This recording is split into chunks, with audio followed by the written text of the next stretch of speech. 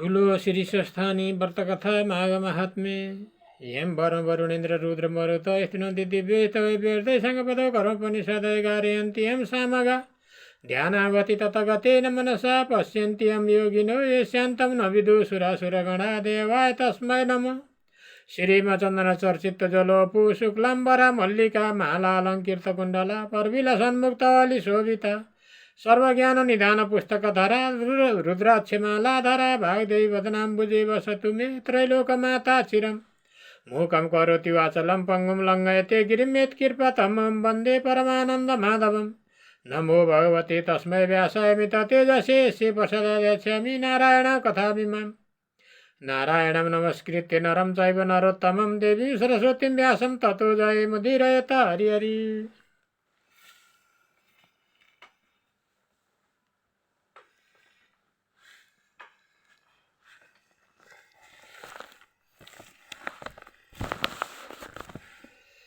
अथ षट्विंशोऽध्याय कुमारजी आज्ञा गर्नुहुन्छ हे अगस्त्य मुनि एक दिन नवराजा राजाले आमा गुमासित भने हे माता स्वस्थानीका कृपाले हामी यहाँ आएर राजा भयौँ। अब राज्यमा भए जति ब्राह्मणलाई डाकी भोजन गराउँ। यस जन्ममा दान धर्म गर्नाले अर्को जन्ममा पाइएला। नवराज राजाको यस्तो कुरा सुनेर हे पुत्र यो भलो कुरा हो, धर्ममा तेरो चित्त लागोस् भनेर गोमाले ब्राह्मणहरूलाई निम्त्याउने आज्ञा दिँदै चन्द्रज्योति नगरका तेरा साथीहरूलाई पनि निमन्त्रणा पठाएस्। फेरि तेरी स्त्री चन्द्रावती पनि माइत गएकी छ, लिन पठा। यस्तो गोमा महारानीको आज्ञा सुनेपछि हे मन्त्री राज्यमा भएका सारा ब्राह्मणलाई भोजन गराउँछु। सामग्री तयार गरी निमन्त्रणा समेत पठाऊ। साथै चन्द्रज्योति नगरका मेरा साथीहरूलाई पनि फेरि वरुणपुरमा अग्निस्वामी ब्राह्मणकी पुत्री चन्द्रावती मेरी स्त्री हो, उसलाई पनि लिन पठाऊ। मेरा ससुराहरूलाई पनि आजको 4 दिनमा आइपुग्नु भनेर निम्ता पठाऊ भनेर नवराज राजाले भनेपछि मन्त्रीले पनि सामग्री तयार गरी राज्यका सबै ब्राह्मण र नवराजका सङ्घीयहरूलाई निमन्त्रणा पठाए। चन्द्रावतीलाई लिन डोलीहरू पठाए। डोलीहरू वरुणपुरमा गई अग्निस्वामीको घर कुन हो भनी सोधे। कसैले यही हो भनी बताइदिए। आँगनमा गएर बोलाए। चन्द्रावतीले सुनेर हेरिन्द्र को हौ, कहाँबाट आयौ भनी सुध्याइन्। डोलीहरू भन्दछन् लावण्य देशका राजा नवराजले पठाएर आयौँ। चन्द्रावती भन्दछन् हे डोले हो, नवराज राजा भनेर आश्चर्यको कुरा गर्यौ, कसरी राजा भए? अनि डोलीहरू भन्दछन् लावण्य देशमा राजा नहुँदा हात्तीलाई राजा खोज्न लगाएको थियो। हात्तीले नवराज ब्राह्मणलाई फुलको माला पहिराई अभिषेक समेत गर्यो र लोकले दरबारमा लगी राजा तुल्याए। चन्द्रावती रानी कहाँ छन् खबर गरिदेऊ। चाँडो नगए राजा हामीसित रिसाउनन्। यस्तो कुरा सुनेपछि मनमा आनन्द गरी चन्द्रावती नाउँ गरेकी स्त्री मै हुँ भनिन्। डोलीहरूले प्रणाम गरी हे महारानी चाँडो जाओ, तपाईँका बाबा महातारीलाई पनि आजको 4 दिनमा आउने निम्तो छ, हामीले चिनेको छैन, तपाईँले नै भन्नु पर्यो भनेर भने। अनि चन्द्रावतीले पिता मातासित नवराज राजा भएको र आफूलाई लिन आएको कुरा भनिन्। तपाईँहरूलाई पनि आजको 4 दिनमा आइपुग्नु भनेको छ, आज्ञा भए म जाने थिएँ। यस्तो चन्द्रावतीको वचन सुनि अग्निस्वामी खुसी भई धन्य मेरी पुत्री, अब रानी भई भनी नाना वस्त्र अलङ्कार पहिराई। हे पुत्री तेरो जन्म सफल भयो, विलम्ब नगरी जा भनेर बिदा दिए।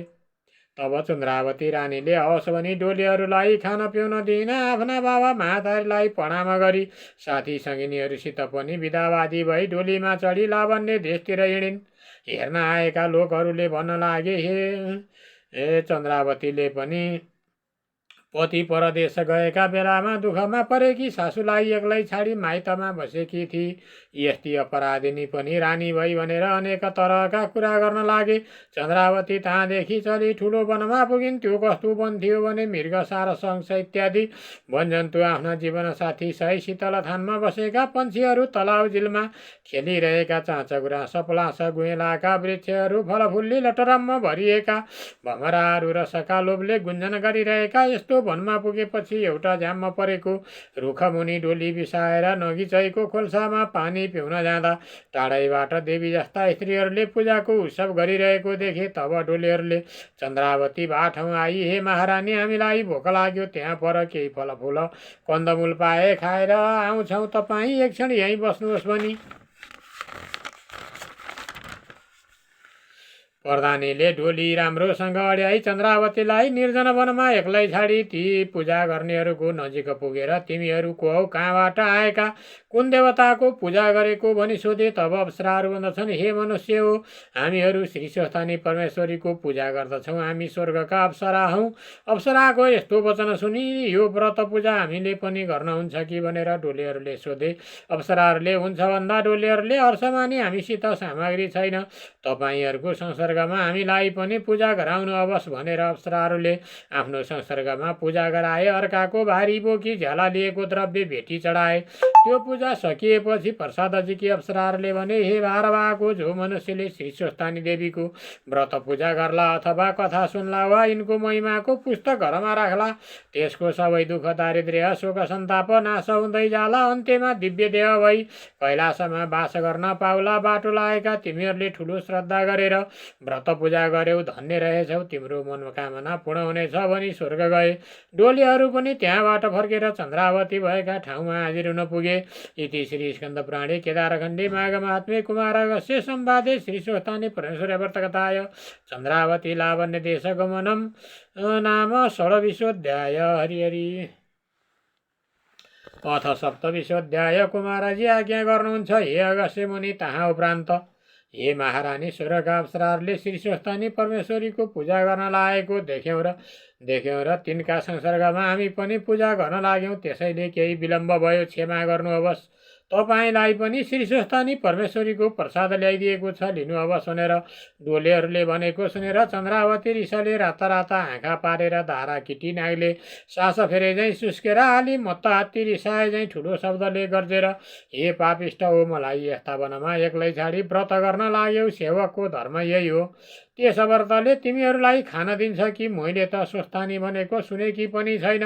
त्यो कहाँ कि देवी हो, त्यसले के गर्न सक्छ? तिमीहरूले मलाई नटेरेको हो, वनमा भएर पो नत्र तिमीहरूलाई मारि नै हाल्ने थिएँ। कहिले पुगुँला भनी हतपताई आए कि मलाई विलम्ब गरी देऊ। अपराधीमा पनि ठुला अपराधी रहेछौ भनी बाँदर कुदे झैँ कुदेर डोलेका हातबाट श्री स्वस्थानी परमेश्वरीको प्रसाद खोसी थुथु गरी गोडाले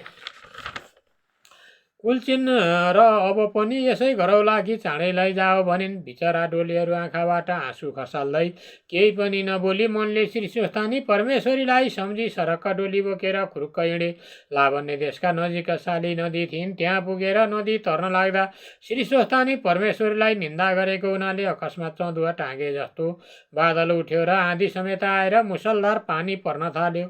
पुल बाँचियो र चन्द्रावती डोलीबाट खसिन्। डोलीहरू श्री स्वस्थानी परमेश्वरीको व्रतका प्रभावले पन्छीको रूप भई कैलाश पुगी आनन्दले रहे। जो मनुष्य श्री स्वस्थानी परमेश्वरीको व्रत पूजा गर्ला त्यसले त्यो पद पाउनेछ।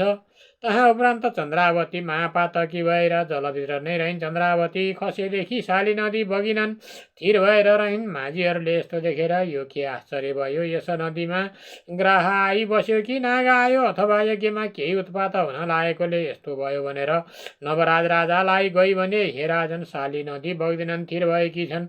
यस्तो हामीले सुनेको पनि थिएन, आज आँखाले देख्यौँ, हजुरले विचार गर्नु पर्यो।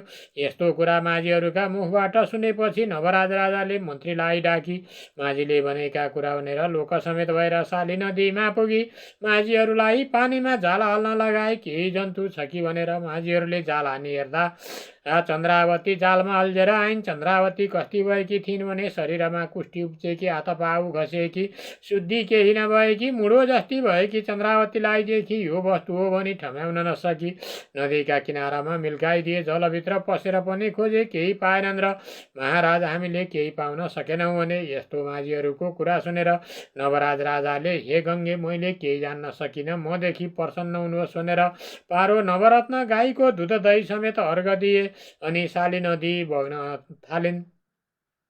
यो देखि नवराज राजाले आश्चर्य मान्दै लोक समेत भएर दरबारमा फर्के। तहाँ उपरान्त चन्द्रावती क्षणमा मूर्छा हुने, क्षणमा चेष्टा हुने, छुँदा तिर्साले पीडित भएर महाकष्ट पाएर मुडो झैँ भएर साली नदीका किनारमा पडिरहन्। एक दिन साह्रै भोक लाग्यो र खानेकुरा केही पाएनन् र माटो नै खान्छु भनेर हातमा लिइन्। त्यो माटो पत्र भयो, त्यही पनि खान खोज्दा हाड भयो, त्यो पनि खान खोज्दा खरानी भयो, त्यही खरानी पनि खान मुख लिएर लैजाँदा बतासा आई उडाएर लग्यो। स्वस्थानी परमेश्वरीलाई निन्दा गरेकी हुनाले शीतताप भोक प्यास हुने अनेक दुःख सहिरहन्।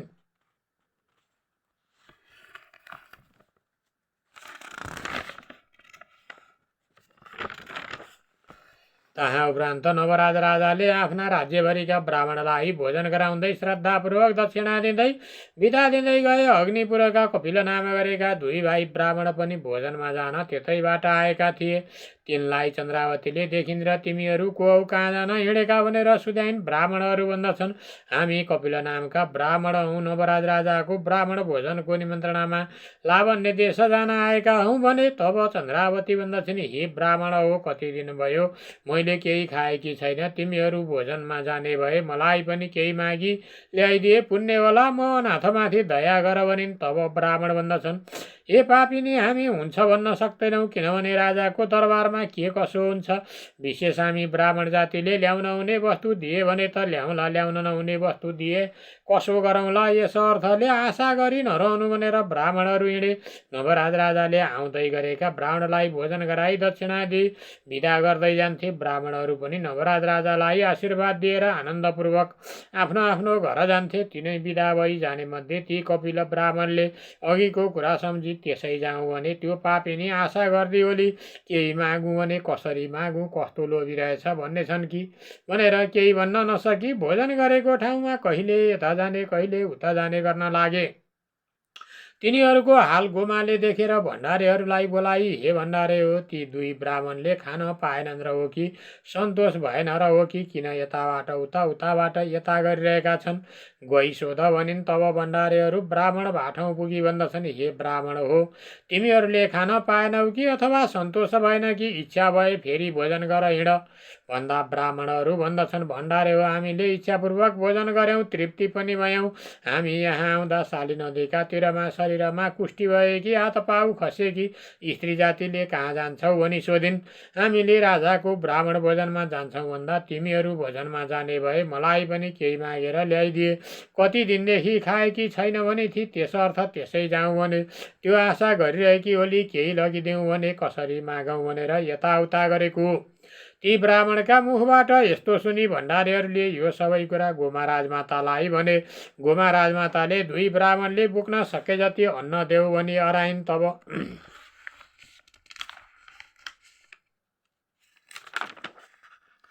हवस भनेर भण्डारे भण्डारामा राखेको वस्तु लिन जाँदा सबै वस्तु बिलाए। यस्तो अद्भुत आश्चर्य भएको देखेर राजमाता बाठौँ गई हात जोडी राखेका ठाउँमा केही छैन भण्डारेहरूले गोमालाई भने। अनि राजमाता आफै भण्डारामा गएर हेरिन् त दिने जस्तो वस्तु केही देखिनन् र आफूलाई भनेर पकाइराखेको भात देऊ भनिन्। भण्डारेले त्यो भात लिएर गई ब्राह्मणहरूसित भने, हे ब्राह्मण हो, त्यसको नाउँ लिने बित्तिकै राजाको भण्डाराको वस्तु लुप्त भयो, राखेका ठाउँमा केही छैन, यो राजमातालाई पकाएको भात छ, लगिदेऊ भनेर सुम्पे। बिचरा ब्राह्मणहरू बहुतै शरम मानी भात लिएर दरबारबाट बाहिर निस्के। ब्राह्मणहरू जाने बित्तिकै राजाको भण्डार पहिलेको जस्तै भरिपूर्ण भयो, राखेका सारा वस्तुहरू उही उही ठाउँमा उस्तै देखिए। हे अगस्त्य मुनि, श्री स्वस्थानी देवीको निन्दा गरेको पापले चन्द्रावतीको जो दशा भयो त्यो तिमीलाई सुनाए। अब म अगाडिको अध्यायमा उसै चन्द्रावतीले श्री स्वस्थानीको शरण पर्दा उद्धार भएको कथा सुनाउँछु। एकाग्र चित्त भई ध्यानपूर्वक सुन। इति श्री स्कन्दपुराणे केदारखण्डे माघ महात्म्ये कुमार अगस्त्य संवादे श्री स्वस्थानी परमेश्वर्या व्रतकथाय नवराज ब्रह्माण्ड भोजनम नाम सप्तविंशोऽध्याय। हरि हरि।